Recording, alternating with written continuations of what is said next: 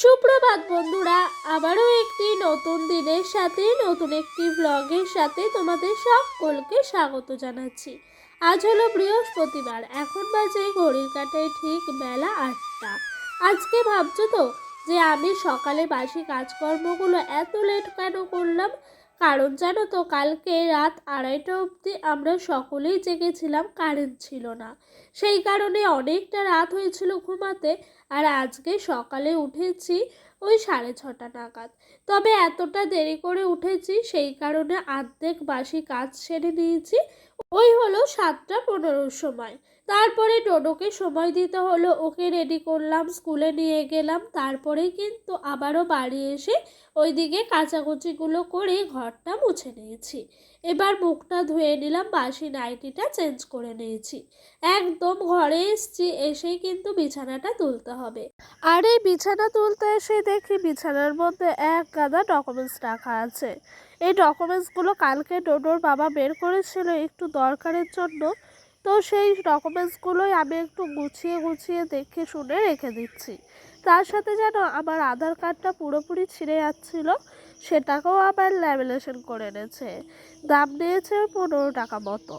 তো সেগুলো একটু দেখছি। তার সাথে জানো তো, ডোডোর এই কার্ডটা পেলাম, মানে পোলিও কার্ড। এটা পেয়ে হাতে নিয়ে একটু হাত পেয়ে দেখছিলাম।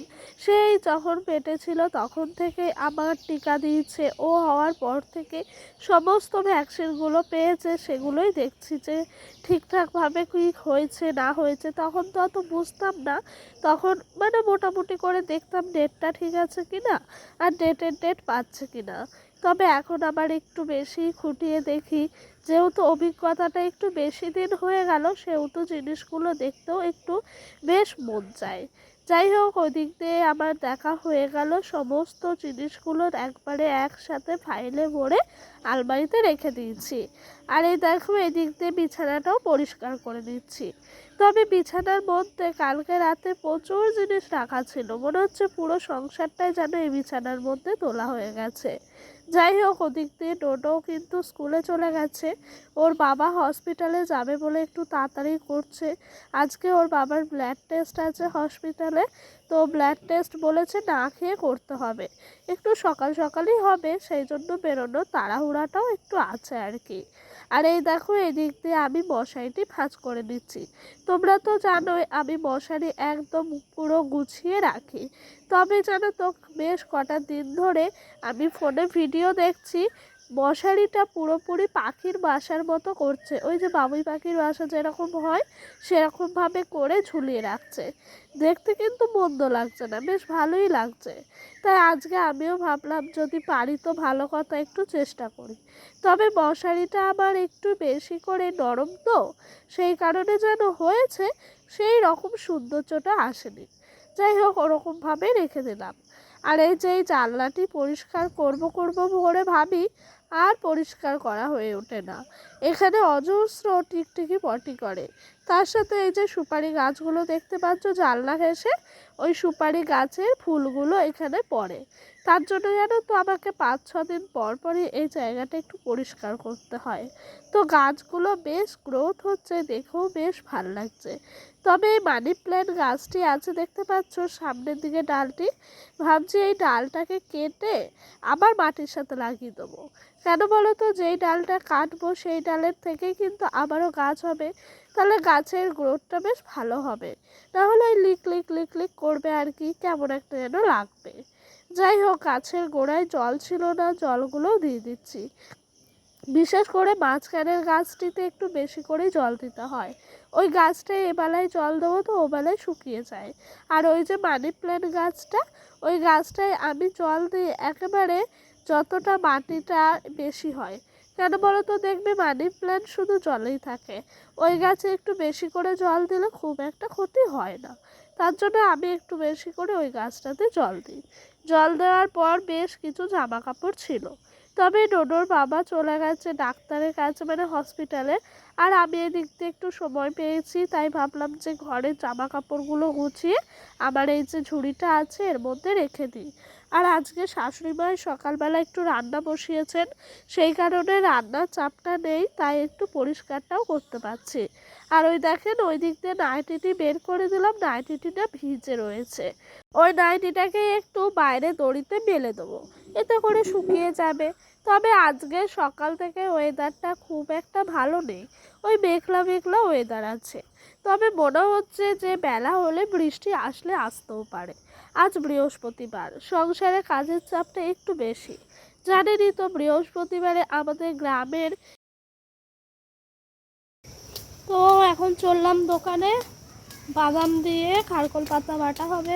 এই যেটা জানো তো, যখনই পাড়ায় বেরোই কোনো কিছু আনতে বা কিছু করতে, মানুষ এমনভাবে মুখের দিকে তাকিয়ে থাকে, আমার না ভীষণ লজ্জা লাগে। তাই আর কথাটা কন্টিনিউ করলাম না, চুপ করে হেঁটেই চলে গেলাম তোমাদেরকে সঙ্গে করে নিয়ে। এই যে ডোডোকে স্কুল থেকে আনতে গেছিলাম, তবে স্কুলের ম্যাডাম রাহুলকে দিয়ে পাঠিয়ে দিয়েছিল, ওরা হাফ রাস্তা মতো এসছিল। আবার আমি গিয়ে ওখান থেকে ওকে নিয়ে আসলাম। বাড়ি আসার পর ভাত খাইয়ে দিয়েছি। ভাত খাওয়ার পর ও দেখেছে কলাটা, বারবার বলছে মা কলাটা দেবা। তবে আমার ইচ্ছা ছিল আর একটুখানি পরে দেব, তবে বাচ্চা মানুষ যেই জিনিসটা খেতে ভালোবাসে, যে সেই জিনিসটা যদি দেখে সেটা কিন্তু আর চোখ সরাতে পারে না। তাই আমি ভাবলাম যে না দেওয়াই যাক, তাই দিয়েই দিলাম যেন কলাটা। ওই দিক দিয়ে মজা করে কলাটা খাচ্ছে, আর এই দিক দিয়ে আমি চলে এসেছি সকালের খাওয়া দাওয়ার পর বাসনপত্রগুলো মাজতে। আজকে সকালটা যেন কেমনই কাটলো। ডোডোর বাবা সকাল থেকেই চলে গেছে হসপিটালে ওই 8টার সময়। ও বাড়ি নাই মানে মনে হচ্ছে ফাঁকা ফাঁকা লাগছে। তার মধ্যে ছেলেটাও বাড়ি ছিল না, তখন আরোই মনে হচ্ছে যেন বাড়িটা যেন একদম নিস্তব্ধ। তবে দুবার ফোন করলাম, বললো একবার হয়েছে আরেকবার হবে। তো শুনেও একটু ভাল লাগলো। তো বললো যে একেবারে বাড়িতে খাওয়া দাওয়া তোমরা করে নাও, আমি হোটেলে খেয়ে নিচ্ছি, আর বাড়ি যাব যখন তখন আবার খেয়ে নেবো।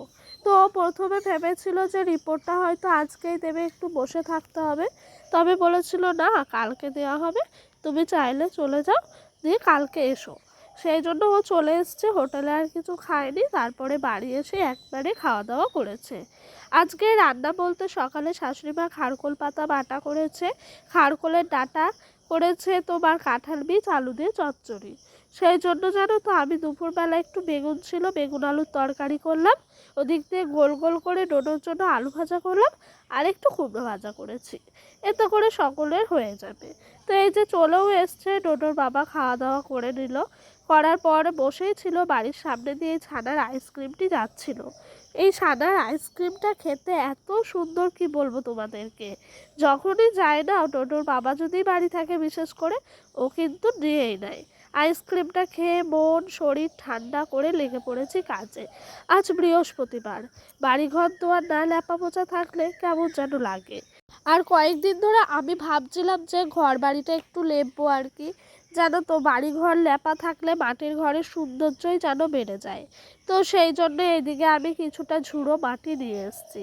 আর এই ঝুড়ো মাটিতে পুরোপুরি লাগবে, কেন বলো তো, ওই যে জায়গাগুলো বৃষ্টির জলে ধুয়ে গেছে ভেঙে গেছে, ওই জায়গাগুলো একটু ঠিক করতে হবে। তবে এই দিকটা পুরোটাই ভিজে গেছে ডোয়াটা, ওই দিকের ডোয়াটা ভেজে নিই, ওই দিকেরটা একটুখানি জল দিয়ে দেবো। জল দিয়ে দিয়ে ভেজাবো, ভিজিয়ে কিন্তু লেপবো। জল দিয়ে ভিজিয়ে নিলে লেপতে গেলে বেশ সুবিধা হয়। এই দেখো এই জায়গাগুলো পুরোপুরি বৃষ্টির জল পড়ে ধুয়ে গেছে। তবে ওপরের টিনটা এখানে একদম নষ্ট হয়ে গেছে। এইদিকে প্রত্যেক দিনই রান্না করা হয়, রান্নার যে একটা ধোঁয়া থাকে না, সেই ধোঁয়াতেই কিন্তু টিনগুলো একদম গরম ভাপে ভাপে নষ্ট হয়ে ঝরঝর করে পড়ে গেছে, চালের গুলো আর কি। সেই জন্য এই জায়গাগুলোতে যেন মাটিগুলো পুরোপুরি ধুয়ে যাচ্ছে। আর ভীষণ মেঘ করেছে, আমাকে বাড়িতে সকলেই বলছিল এত মেঘ করেছে, এর মধ্যে তুমি ল্যাপা পোছা করবে, বৃষ্টি হলে খাটনিটাই বৃথা যাবে। তবুও কিন্তু হার মানলাম না জানো, কারণ একটাই কথা ভাবলাম যে যদি আমি না লেপি, আজকে বৃহস্পতিবার হাতে সময় পেয়েছি, তাহলে কিন্তু ভালোই হতো, না লেপলে একদম বৃথা যাবে। বৃষ্টি হলে হোক, যতটুকু পারবো লেপাতো হয়ে থাকবে, তারপর আবার কোনো দিন যদি সময় পাই আবারও লেপে নেব। তো এই যে লেপে কিন্তু নিয়েছি। আর ওই দিক দিয়ে জানো তো ল্যাপা পোছার পর কিন্তু হালকা হালকা করে বৃষ্টিও পড়ছিল। তো ওই দিক দিয়ে আজকে আমার কাজকর্মগুলো একটু তাড়াতাড়ি হয়ে গেল। আজকে আর পাতার জালে রান্না করিনি, আজ কাঠ দিয়ে রান্না করেছি।